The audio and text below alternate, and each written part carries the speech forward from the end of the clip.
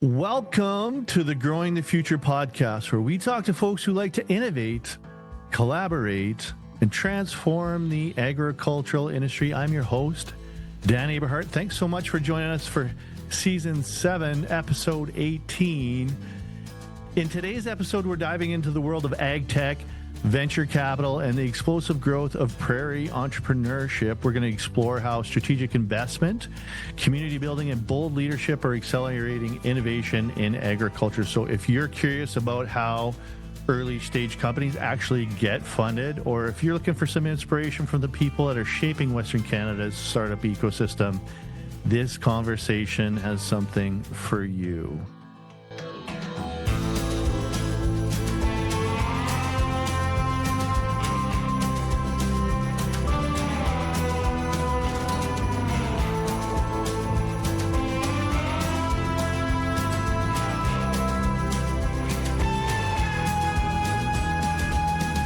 I was also with this individual recently at the Yorkton Harvest Showdown Ag Tech Pitch, where we saw some incredible young companies stepping up with some big ideas. We'll be highlighting a few of them in upcoming episodes, so stay tuned for that. But dear listener, before I introduce today's guest, I'd like to remind you to check out our family of companies online, including AgExpert.com, growing the family of companies together. AberhartFarms.com, where we grow crops to feed and power the world in Landsberg, Saskatchewan. PrairieDome.com, a Saskatchewan seed potato company. Convergence.ag, accelerating solutions across food, health, and agriculture at our conference. Pristine.ag, helping you know the food you feed your family is made with the best decisions available to farms. And AberhartAgSolutions.ca, delivering one-of-a-kind fertility solutions of the future to your farm. Geez, I hope we don't get any more companies, because that's already a really long intro. And don't forget to sign up for our newsletter at growingthefuturepodcast.ca so you never miss an episode. Now, let's talk about my guest. I'm excited to get into today's conversation. This individual is a driving force behind Saskatchewan's modern venture capital ecosystem. He is a dynamic entrepreneur, investor, and community builder who has helped reshape how early stage companies get supported right here on the prairies. He is the founder of a family investment office created in partnership with his father, whose earlier exits, including AgExpert and Ceres, the uranium-based sulfur company sold in 2002, helped lay the financial foundation for everything that came next. And since launching his investment firm in 2021, he's personally invested in more than 40 startups and multiple venture capital funds. That same year, he pioneered the expansion of a major prairie startup platform into Saskatchewan. He has since played a pivotal role in national growth and development of its Agri-Food programming. And his work connecting founders, investors, and industry leaders has helped unlock millions of bucks, millions, in venture capital. And he brings an informed, multidisciplinary background, spanning economics, chemical engineering, hospitality management. You know, he's great at hospitality. Seen it the other day. True believer in the power of community and collaboration. He is helping shape the next decade of ag tech innovation on the prairies. Welcome to the show, Jesse Wiebe. Hey, wow, what an opening. Love that. It feels really good. I'm just coming off a big high last night. I was at the Saskatchewan Summit finale here in Saskatoon and got a little bit of accolades from my co-MC, and I think you did even more than he did, so you're making me blush here. That's great. I love it. You're just, man, the dopamine dump is for real. Riding its high. Yeah. But you must get a big high from doing what you're doing, because it's got to be like crack. I mean, this is some of the most exciting stuff on planet Earth that you get to be a part of every day, Jesse.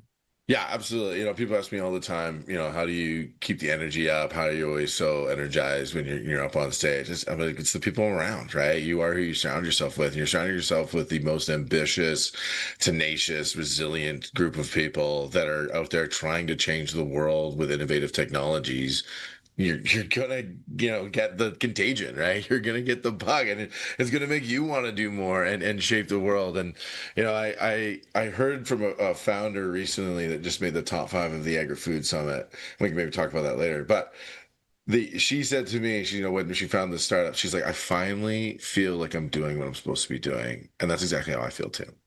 So That is so cool.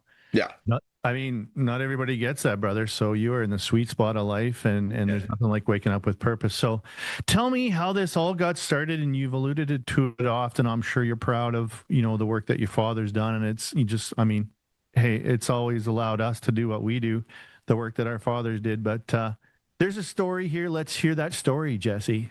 Yeah, absolutely. Yeah, you alluded to it there. My father Doyle grew up on a farm just outside Saskatoon near Langham, about 5 minutes from the Ag in Motion site, for those that attend that show. And his father farmed there, but my dad, did the farming thing, but was also very entrepreneurial, right, and interested in business and interested in technology. He talks about a capstone, class he took at the University of Saskatchewan as an ag economics degree, where they developed a spreadsheet on a macro computer, as he calls it, because it took a whole computer floor, like a whole floor of a building, right? And they programmed it to do this like spreadsheet calculation around chicken eggs and calculating that. And funnily enough, I think they got like a B on it because the professor said no one will ever use computers for this type of work. That's crazy. But he always saw that, right? And he saw the vision, and he was involved with a company called FarmFax, where you'd literally take your, books and everything, and you would fax them to this company, and then they would do your books and fax it back to you. And this is in the 70s, late 70s. Yeah. I think it was 79 when that company first formed, and then out of that came Settler Computer Technologies, right, which is now AgExpert today. And it was a small group. It was funny enough. It was all farmers, not a single accountant on the team that saw the applicability of the software itself. And why don't we just, instead of selling the service side, we'll sell the software directly to the farmers, right? And then the FarmFax people didn't care because they didn't think there was going to be any money in the software. So like, just go ahead and go with it. And to be honest, like, the company Settler never actually really made much money. The exit all came from the equity they got at the end when they sold to FCC. But yeah, they developed the technology. There's some really fun stories. We did a session at the Saskatoon Startup Week if you're interested about it. I learned a couple of interesting tidbits. But to kind of connect the dots for this part of the story, he was involved with it. Eventually, wasn't as involved in the day-to-day, became the chair of the board of Settler, and then found Sears Fertilizer with some of his business partners. They worked with Meadow Lake Tribal Council as well, and was able to ship the sulfate waste stream from a uranium mine up north down to Prince Albert, and then from there we're distributing it. And then they merged, I think it was the late 90s or 2000, with a salt block business, and then eventually my dad decided to sell his share of the business to the guy that was running the salt block side. And so that both those exits happened in the same year. And then from there, just was a really wise steward of the funds. And about 13 years ago, realized that me and my brother were going to take over the family farm operation. Yeah. Like, No, I am not, suited for sitting in a combine or a tractor for hours and hours on end. That's not what I wanted to be. I definitely caught the other side of his life, right, with the entrepreneurial side. And your brother never wanted to farm? No, he's the same thing. He's a carpenter. Yeah. He's interested in that side. Funny enough, he's living now on the homestead. My parents have moved into the city now, but all the day-to-day operations have transitioned to a joint venture partner. If you actually type in like Doyle Wiebe Country Guide, there'll be an article that'll come up all talking about a joint venture model, where each year they put in capital, labor, and depreciation as inputs into the JV, and then take a pro rata on the outputs. And so when we started, we were like 80% of the input, and now we're 20%, and it's flipped. So Mark is now 80. Yeah. When you're talking about it's Settler software? Settler Settler computer technology. software and AgExpert. Yeah, And you said you were selling it direct to farmers. yeah, Uh, I remember my dad did the books every weekend, Saturday or Sunday, and yeah. just him in the So did office. Doyle. He, Yeah. so what did it do for farmers? Like it must have really empowered farmers to figure out their own stuff when it came to finances. Absolutely, and that's where like Doyle was always so minded, right? Like he's always just like look at the numbers. Like even now, when, as angel investors, like he'll always dig into the data room on the financial side, and it doesn't matter, what people say. Like the numbers reveal the truth and the reality of what's actually happening in the business, and so it's really critical, important. Wait a minute. It Yeah, doesn't matter what people say. Because, I yeah, mean, that's the part that I'm good at. Well, what about what I said? The yeah, numbers? Yeah. Oh, yeah, yeah. don't worry about the numbers. Yeah, and then, well, one of the most interesting tidbits, right, about empowering farmers, and this is what I found so funny. So, when they made the original technology, it was 180 kilobytes, right, Oh, fit on one wow. floppy, right, Oh, and that's crazy. they had like I don't know what Mhm. it was, like 18 to 25 extra kilobytes left when they finished the main part of the program, Put and the Frogger in it. developer, Did you put Frogger in it? Ship it with Frogger? well, yeah, they're like, what do we do? You got to use this extra space. So they came up with a debt financing calculator so that the farmers could Mhm. figure out how much debt they could take on and could cash flow and service, right? And they read out from that became so popular with the banks that became the viral piece for these farmers because the banks didn't even have it. Right? The farmers would show up with better understanding of how to service their debt than the banks at the time did because they didn't have that software. Isn't that an interesting reflection on technology and how it keeps moving people ahead? Because before that, you had to Yeah. do everything by hand, and now to have a debt servicing calculator shipped on the extra space on a floppy. Yeah. I mean, this is moving mankind forward. Yeah, absolutely. Right. Yeah. It's crazy to me how something that small can have that much big of an impact. But the reason it probably worked is because it was farmers on there, not just Yes. accountants. Yes. Right. Like and like we talked a lot about like when we did this session, AgExpert put on and sponsored a session for Saskatoon Startup Week where Doyle told, this story as part of a fireside lunchtime chat. And it was so interesting hearing this story now, knowing everything I know about the world of startups today, because there Yeah. was just like universal truths, right? Right. And the moderator, same thing, right? It's just like you could take this same story and you just change some of the numbers for, the modern day, but like it's the same underlying thing. It's like you want technology companies to be built by the people who are using them and that understand, and you want to be talking to them and getting that feedback and iterating, like, how do you actually solve these people's problems? And not just with features, but with actual understanding of like the workflow and the way that people operate. Mm. What is the template then? What is this template you speak of? Take us to the temple. You're talking about like with I'm talking about these universal truths oh yeah. that you see over and over Ah, that you could just like plug and play. Burp, burp, burp.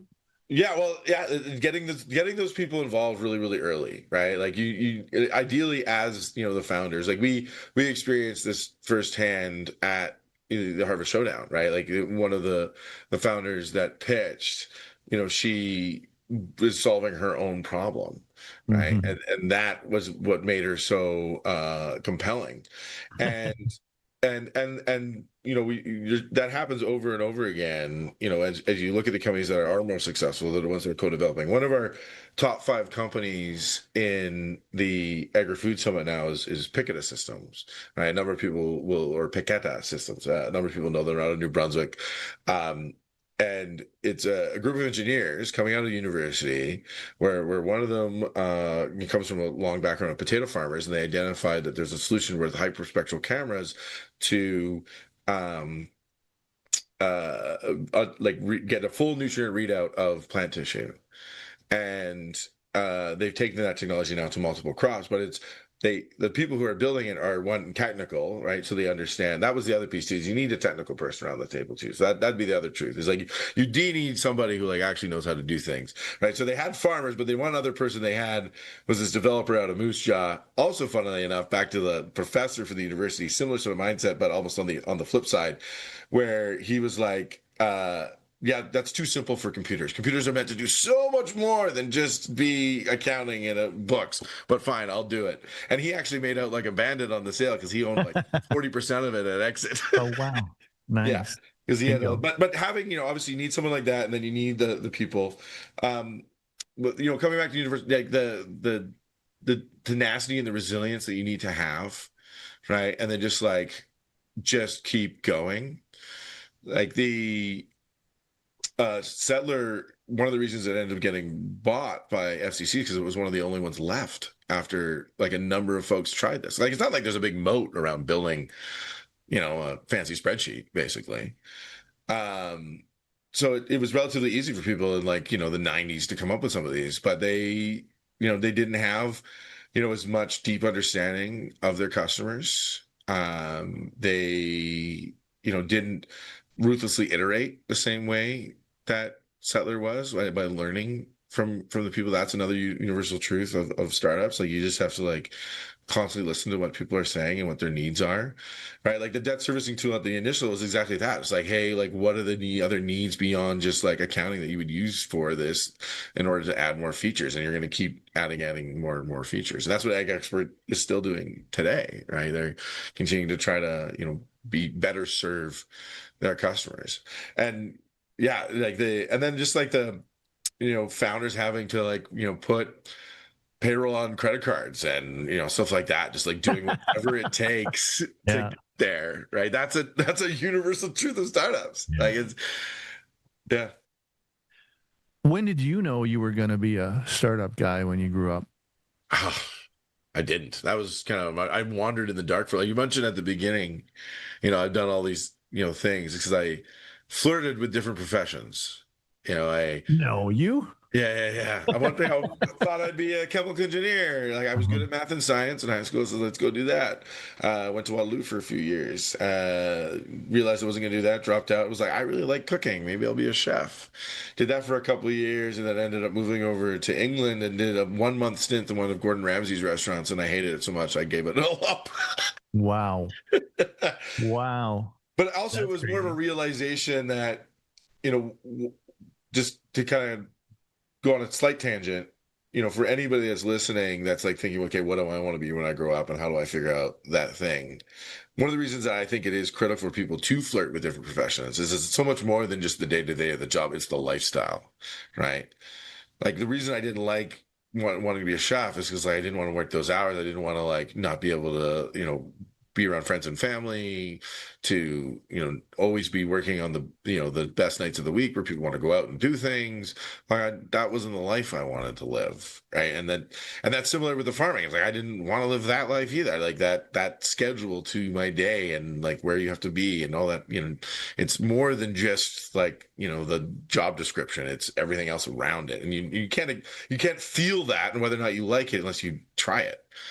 Right. And so that's what I did. And then, eventually, but economics became the key thing that I wanted to understand. So that was the first step, I think, on the like figuring out what I wanted to do when I grow up. There's something around economics. I was also very passionate around economic development, right? And wanting to develop the economy. I thought I was going to work for government at one point. I'm a big fan of the show West Wing. I was like, I'm going to be one of those like policy advisors in working with a minister. And then I did a practicum with a minister as part of my schooling in Ontario. And I was like, yeah, no, don't want to do that. I had, had a fantasy in my head of what it would be like. And then I saw the reality of it. And I'm like, no, actually that doesn't, doesn't appeal to me. So yeah, eventually came home during COVID, and we just had a lot of conversations when I had like nothing to do, and just wanted to kind of figure out what I wanted to do next. A lot of talk about going back getting a master's in something, but eventually kind of landed on this idea, and it came from this kind of almost morbid thought where I knew that like my family had done well. right? Like we had had these conversations. My grandfather had passed away, about a decade or so ago. Um, and we had the conversation about the will and, what was going to be coming and the succession planning and inheritance and all of that. And so, I knew the numbers and you can't help but think about what you'll do with it when you get access to it. And I kind of had this like, why am I waiting around for my parents to die to try to live the life I want to be living? Why can't Wow. I just do it with them instead Yeah. and take advantage of all the knowledge and experience and skills that my father and my mother have, in this last chapter of their life? My dad's 70 now, so this is the last chapter. And begin that transition now and be able to do it, while he's still alive and set that foundation for the next generation. And yeah, it was that like epiphany moment that kind of led to us saying, hey, yeah, why don't we do that? Right. And we didn't even know we, use the term family office, and that's a common term in the venture capital world and private equity space now. Mhm. But I didn't even know that's what it was called. So like, let's do some investing. Let's like buy some companies. Let's just like take all this capital that we've accumulated and do something useful and helpful, not just for us, like to obviously we want an ROI, but like let's build the community that we want to live in. I love everything you said about trying things out and working with your parents, like a living inheritance. That's really powerful stuff. But not everybody gets that opportunity. What do you think is the responsibility, or did you feel a sense of you talked about, hey, we got this money, what should we do with it? I mean, man, having some money to do things with in life, that is visceral. What is that like? Yeah, it was a hard thing to come to terms with. There's so many, you know, connotations around money and, the whole, nepo baby, trust fund baby type thing, that can come up with people that, get, sizable. And I'm not saying it's like, huge, right? Like it's like any sort of like we're an 8,000 acre farm, so people can do math, right? In terms of like what dollar figures we're talking about.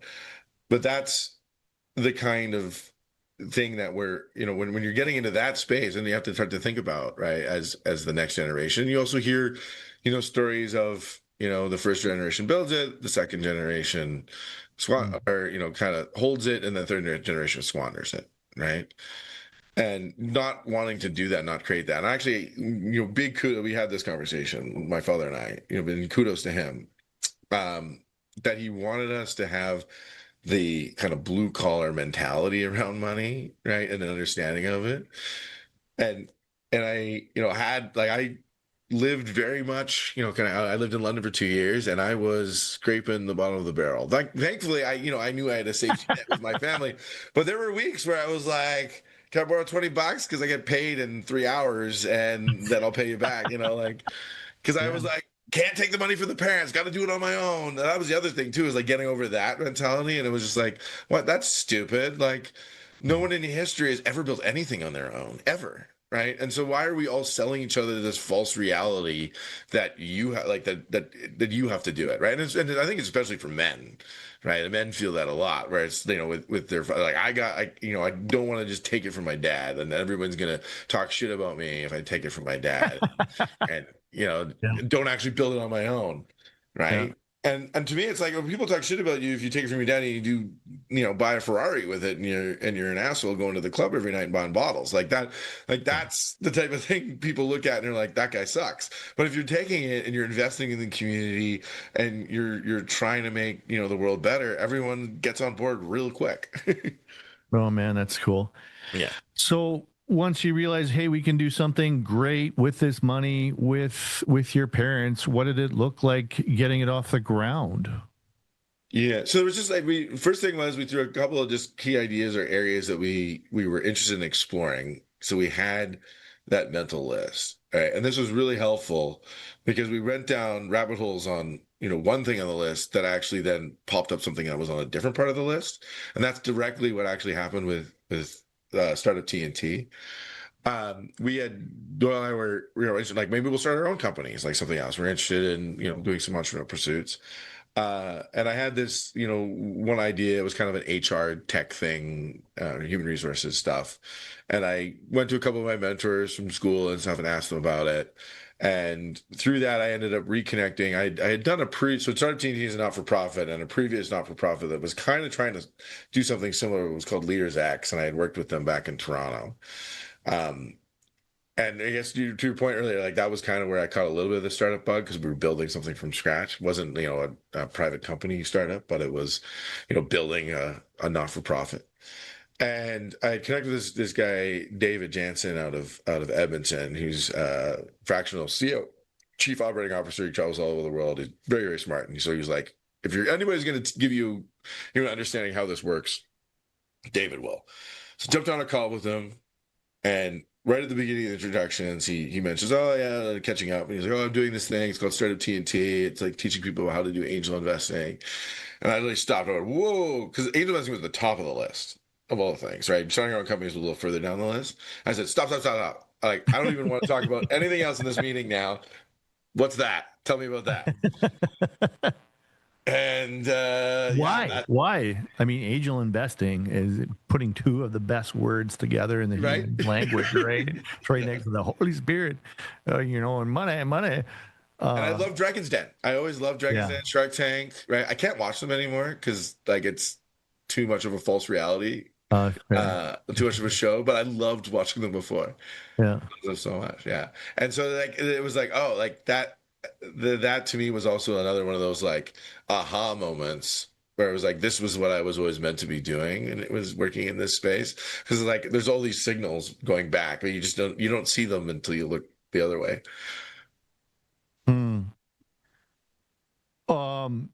So yeah, you went right to the top of the list, angel investing. Like what is the list?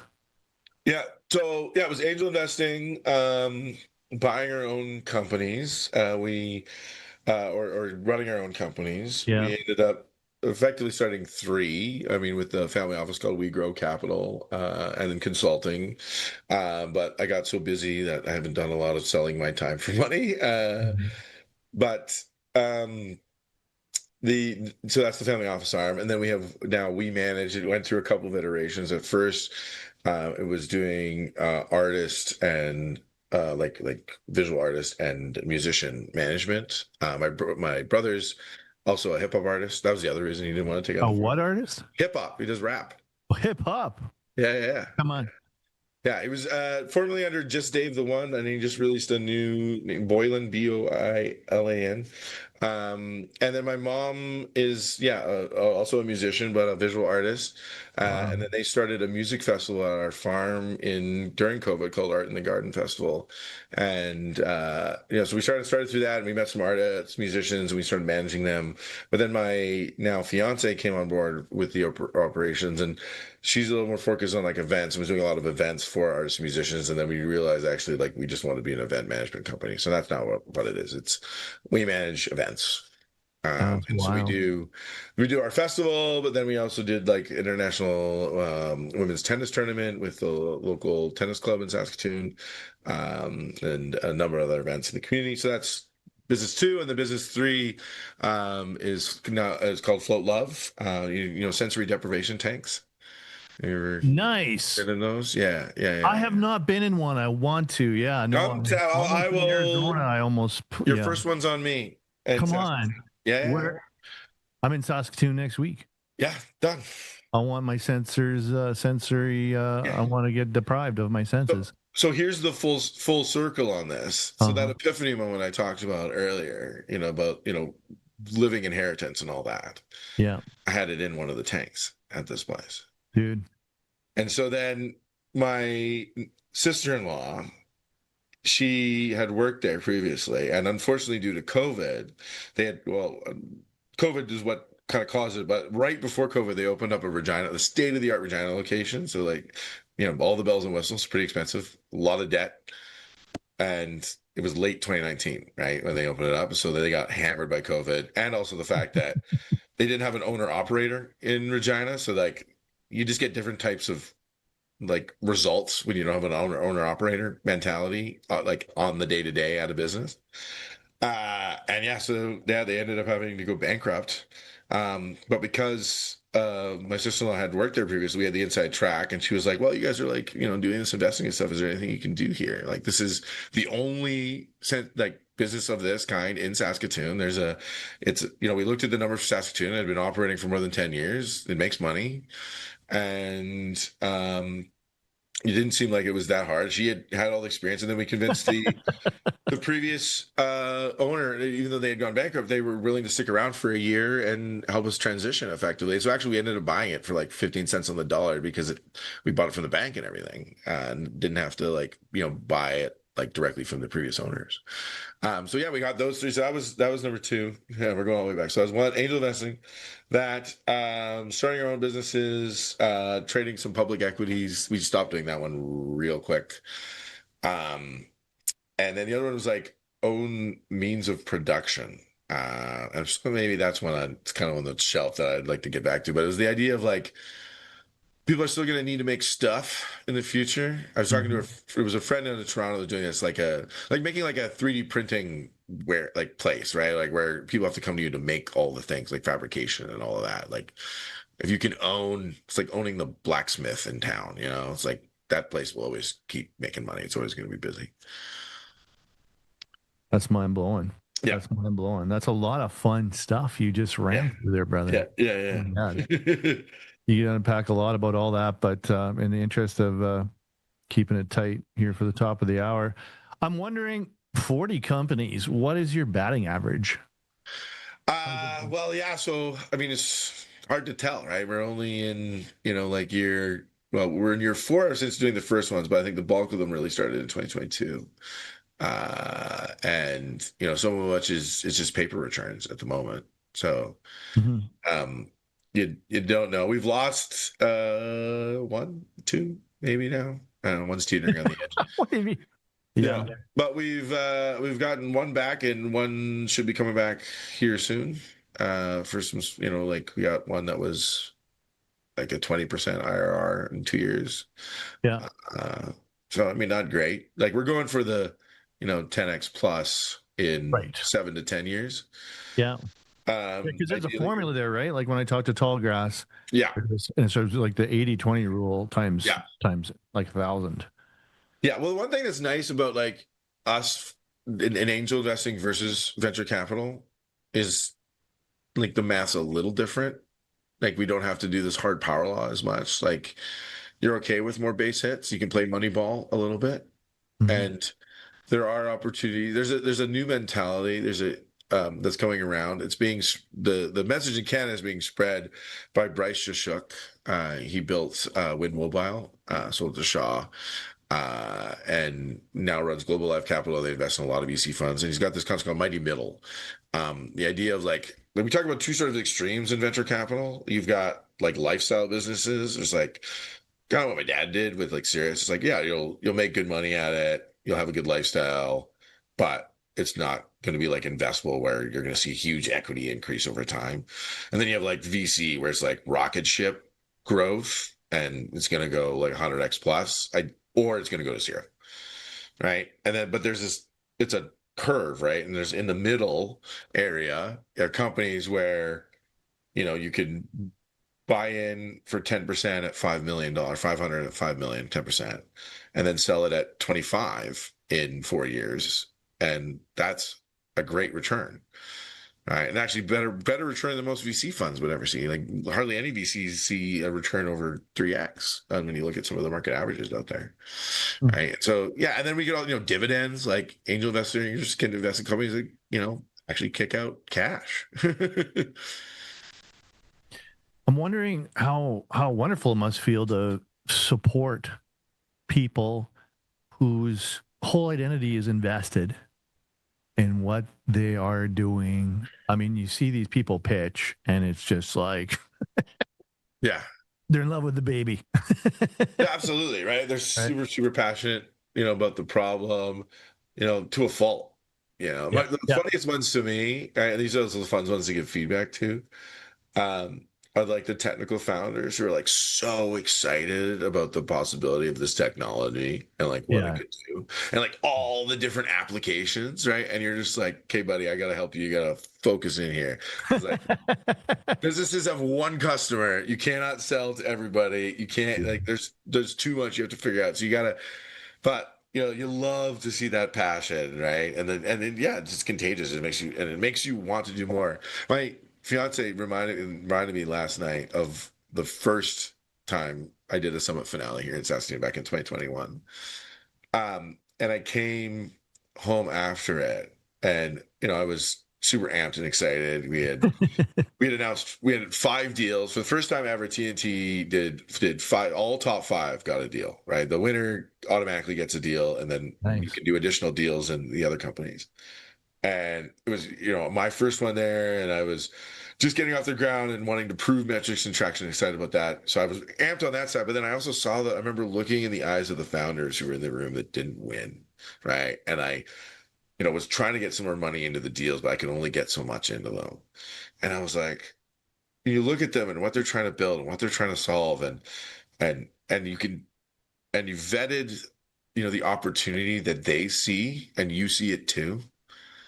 And you're like, man, I just really want you to help you take advantage of this opportunity. And if you could just have some more resources, I know you could do it. You could do it so much better than you're doing it now on this shoestring budget. And I just I felt like I failed them because I couldn't get enough money. Like I got, a good amount of money. I can't even remember. I think we raised like $500,000 total across all the deals. That first summit. But I was like, it's gotta be more. I gotta you can't look at these people and not want to help them and not want to. Yeah. Yeah. Yeah. That's amazing. What do you think will be the collective output of your efforts? You're gonna change the world a bit, hey? With everything That's the you're producing? goal. Yeah. That's the real goal, right? The real underlying goal of Startup TNT is to get more people who have the income and wealth to be investing in startups, cutting the checks into it, right? Mhm. Canada has $17 trillion of wealth, right? But Yeah. the majority of is invested in a lot of unproductive assets, mostly real estate, right? I mean, me and you, big holders of real estate, Yeah. farms, right? Yeah. That's great. But if we could get everybody that's on the accredited investor spectrum. So for those that don't know, listening here, what an accredited investor is, it's securities regulation in Canada. It's in the US too. But basically, you're not allowed to invest in private startups unless you make over 200K a year, or you have over $1 million in net worth, not including your home. Those are the 2 basic definitions. There's actually like 20, but those are the 2 main ones that you really need to think about. And we estimate about 10% of the population hits that number. Right. And if that 10%, which represents like the majority of the wealth, right, because it's all at the top of the spectrum, but if they invested 5% of their overall net worth in this early stage asset class, which is what's recommended by family office, because if you hit it right, that 5% can become a lot more valuable than 5%. Yeah. Right. But what it would do for the economy and the ecosystem, Yeah. right? And how it was that's represents billions and billions of dollars that would flow into the Canadian entrepreneurship ecosystem. It would change everything. Because ag tech is fundamentally underfunded here in Western Canada. Oh yeah, actually. Right. And then it's not just Even relative to the States. Yeah, right. Because that's where the money is, right? The founders go where the money is. The other piece of this puzzle that's interesting to me for the farmer side, that I did some research recently, thanks to our friends at APAS. We had Bill there at Right. Harvest Showdown. Absolutely. They're talking about the amount of dollars, farm share of food dollars, right, and how it's steadily declining. And one of my sort of hypotheses now, and I'm wanting to work with some people to work through the data on this, like Bill being one of them, is that farmers have lost equity in the supply chain because they're no longer holders of some of the other pieces of value in the supply chain, right? We did this whole story about Doyle. Like, not only was he a farmer, but he had equity in the accounting software that they were using, and he had equity in the fertilizer company, right? And that allowed him to have more share of the food dollars, right? And farmers now are more being used as these feedback tools, right? And they're being told, pilot this technology, give us feedback, give us feedback. But like their value that they get back is like minuscule, right? Half the time it's like, all right, we'll give you like, 50% off on what we normally charge because you were a beta customer. And then 2 years later, it's a whoop, it's like, and they're not, and then they're the ones who helped you develop it because they give you all this feedback.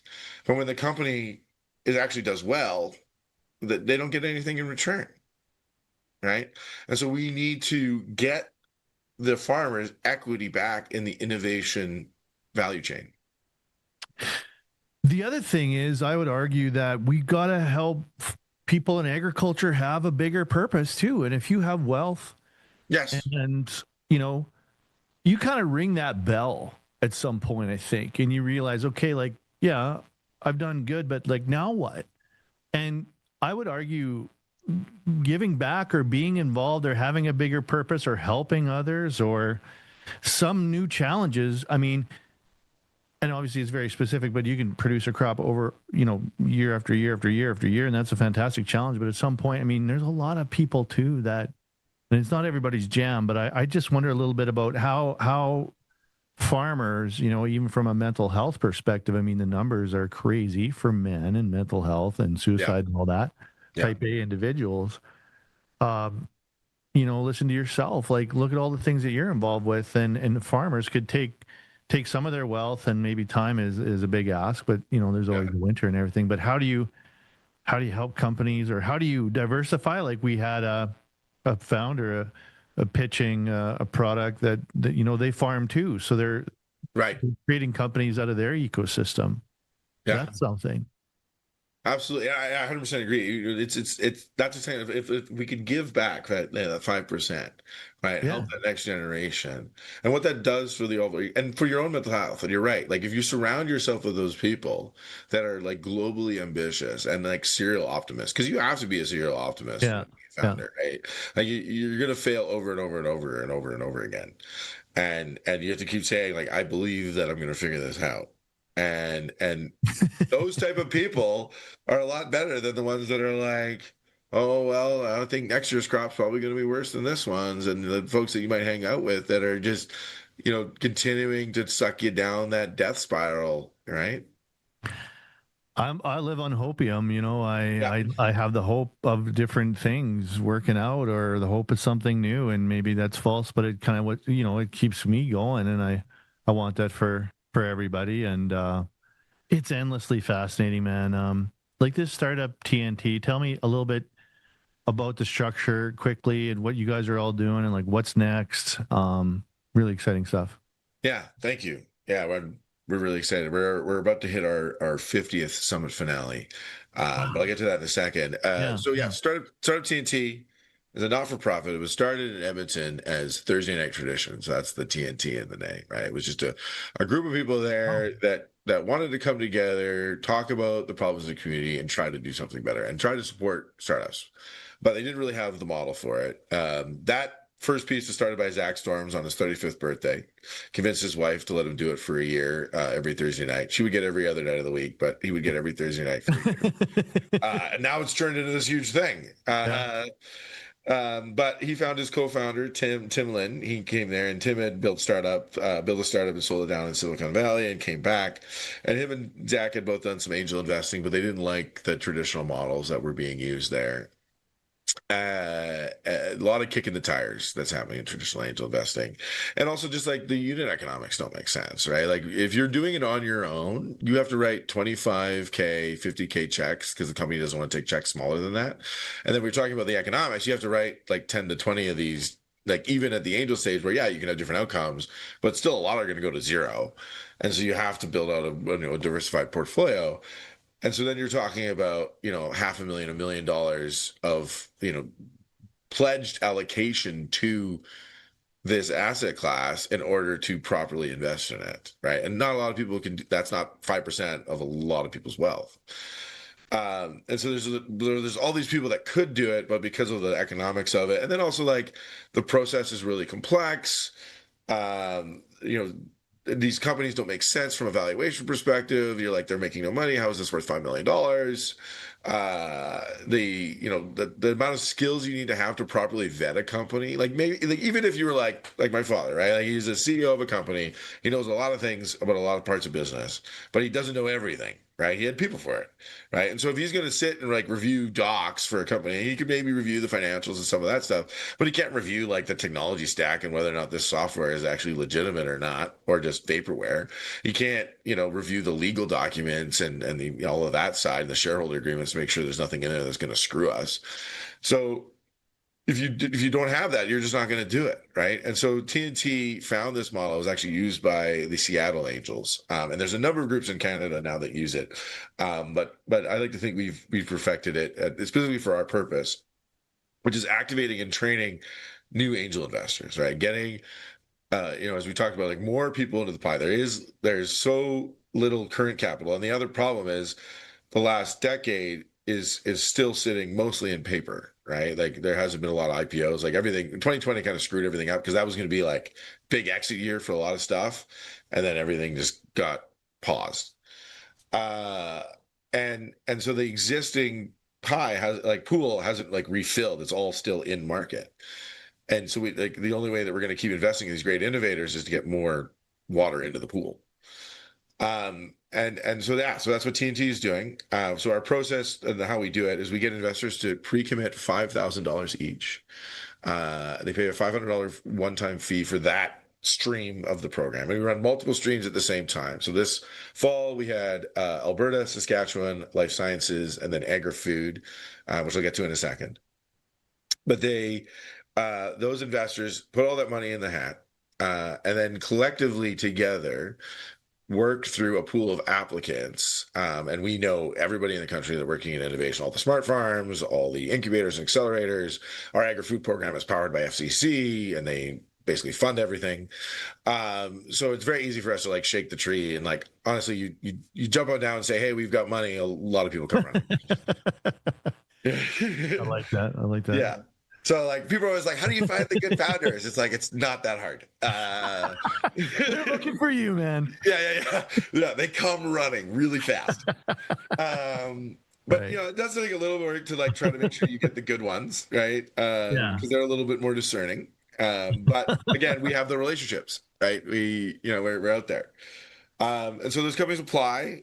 And then over the 8 weeks, we run through a series of filter points, which basically simulates a process like what Tallgrass would do, right? You start with a pitch deck, and you're like, watching this deck, would I want to have a meeting with this company? Yes or no, right? And then based on that, we pick 20 companies, and then those 20 companies, we see them pitch, and then we meet with them once for 30 minutes, and we're like, you learn a lot from a 30-minute meeting. A lot of time, you're like, wow, that pitch deck looked really good, and you ask them a couple questions, and you're like, no, it's all and then then we pick the 10 companies that we really want to get into, right? And we get what's called data rooms, right? It used to be, in a building, you'd have a bunch of, file cabinets with all the stuff in it, but now it's just like a drive on Google or whatever. And you dig through all the documents, right? And again, like we have different people around the table. You got an accountant, we have lawyer friends that help us out with the legal. We've got, people who are technical marketing backgrounds, so we can vet everything about the company. And we start looking through that, and then we meet with them again. You're like, we looked at your financial model, and it, said in month 2, you're all of a sudden it's going to do this. Why? Like, explain the logic, right? And you're asking all these questions about what you're reading in the data room. And from that, we pick 5 companies that you're like, these, like, there aren't like huge red flags on the business, right? Like or we have identified some issues, but we know they're solvable, and we're going to have to solve them at the next stage, but at least we know what they are. And then we get down to the final stage, and then that's where the companies are going to get to pitch on stage at the finale. And we set up a deal with each of them. So at the finale, a term sheet has been put in place with each of the companies. And effectively what we're voting on the end is which one do we want to sign as a collective group. But then the investors have the opportunity collaboratively to form additional pools of capital, and they can put in more, no extra fee, and we also don't take any share of the profits as the organization. Everyone's like, well, what do you get out of it? I was like, I'm investing in these too, and I can't cut the big checks. So that's my benefit, is like, I want to invest in these companies, but I got to get all of you to invest with me for me to do it. Yeah, that's cool. And yeah, so then we end up investing in the companies. We've run the Ag one 3 times now, and each time we've done it, there's been 3 companies invested in the winner and 2 side deals. Um, yeah, and so back to my point on Agri-Food happening now. You asked, what's happening now. So we've got the 3 that have just finished up, as I said last night. Saskatchewan Summit 49, the 49th finale, wrapped up last night, and then Agri-Food is going to be wrapping up in Toronto, November 27th at 1:11. Details on the website if you want to check it out, startuptnt.com. But you can also watch it live on our YouTube channel as well. We stream all of our events. You can go back and watch the old ones as well if you're curious. Yeah, we have our 5 companies pitching. We're recording this on a Friday, and they're going to be released on Monday. But special sneak peek here: we got Credo Sense, FICO Tech, Piquetta Systems, Super GOI, and Team Fish. Yeah, those are the 5. And actually, I could probably go a little bit over here if you want to talk a little bit more. Well, I do, but probably not a bad place to leave it. I wanna work more with you and promote what you folks are doing from all kinds of angles, and I'm endlessly fascinated by this area. But what, I guess at the end of the day, what surprised you the most about this thing you're doing in life now? Like what's the shocking part of it for you now? Just like how much activity is out there, and also just like how collaborative everybody wants to be in this space. Right? Yeah. Like we're all aligned. Right? I was at Tallgrass Ventures One Ag event in Calgary. It was great, and there's so many different people from both Canada and the U.S., and we all want to drive in the same direction, and that's what's so inspiring and energizing about the space. Is like like even though like I'm in my little organization and I have to deal with my team most of the day, but I spend almost all of my day talking to people, everybody else outside, right, and collaborating and working together with them, and that's been really, really great. And then I think the other piece is just how much like game-changing innovation is coming out of Canada at that early stage across the board, and across the country. There's just so much out there. Oh man, so cool. Yeah, how do people get involved with what you're doing again? Give us that again, because you're riffing it off super quick. Yes, startuptnt.com is our website.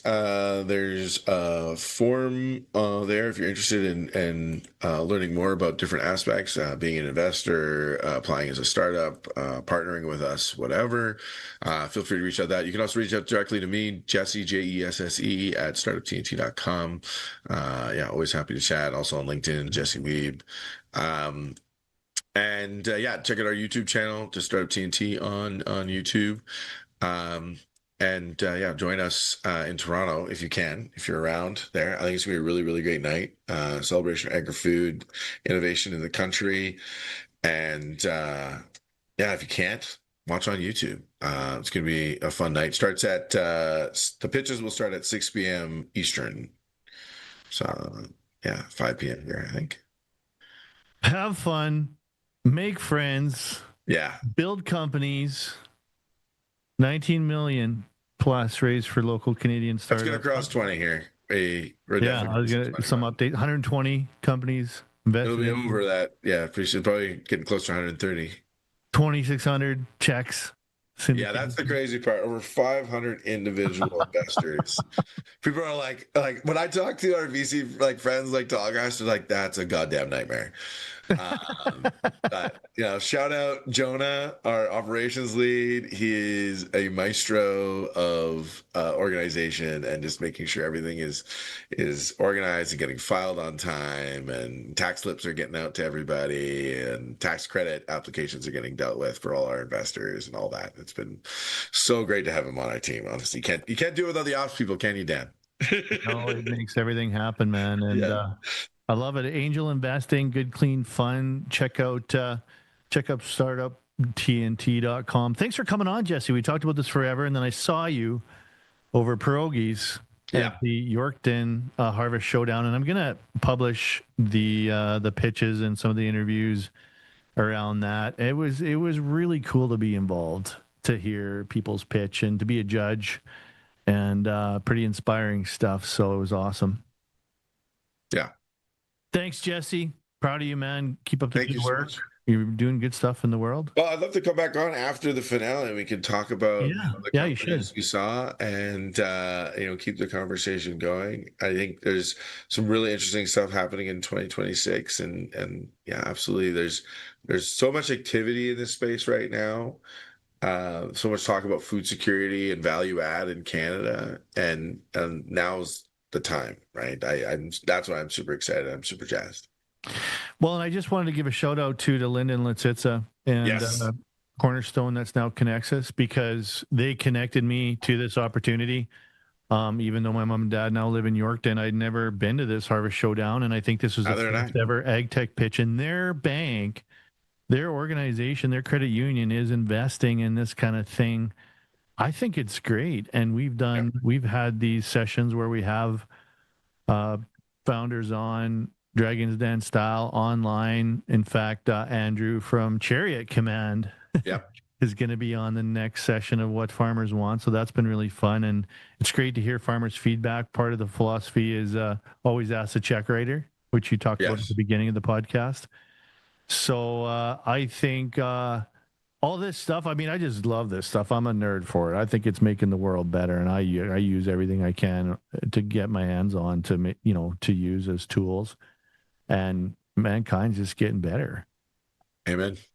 Star Trek future. And it's like, next time you see me, I'll have like the Geordie vision bag. There you go. Cyborg implants or something. I love it. Yeah. To the future. So, all right, you have fun. Don't blow anything up, Yeah. That's good. Appreciate you. Thanks so much, Jesse. Thank you so much, Dan. Really appreciate it. All right, I'll talk to you soon.